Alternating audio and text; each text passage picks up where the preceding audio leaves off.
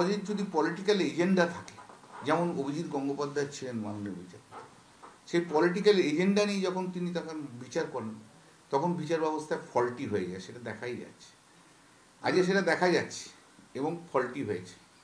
এবং যেটা একটা জিনিস হচ্ছে, দেখা যাচ্ছে যে এখনও আমরা দেখতে পাচ্ছি যে group of CPM lawyers, they are getting intelligences in the high court. তারা তখনও যা বলেছে তাই হচ্ছে, এখনও কিছু কিছু জায়গায় তাই হচ্ছে, অন্য কারোর কথা বিশেষ কিছু শোনা হচ্ছে না বা তাকে গুরুত্ব দেওয়া হচ্ছে না, তাদের কথাকে বেশি গুরুত্ব দেওয়া হচ্ছে। এটা খুব একটা ভালো লক্ষণ নয়।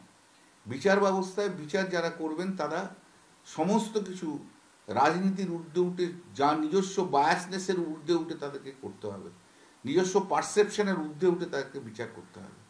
যে বিচারটা আজকে ডিভিশন বেঞ্চ করেছে, এবং যারা একদিন বলেছিল এই 32,000 চাকরি খাওয়ার পরে যে অভিজিৎ গঙ্গোপাধ্যায় ভগবান বলে স্লোগান তুলেছিল, আজকে উল্টো দিকের লোকেরাই স্লোগান তুলছে অভিজিৎ গঙ্গোপাধ্যায় শয়তান। বিচার ব্যবস্থাটাকে পুরো পলিটিক্যালি মোটিভেটেড যিনি করেছেন তিনি হচ্ছেন অভিজিৎ গঙ্গোপাধ্যায়।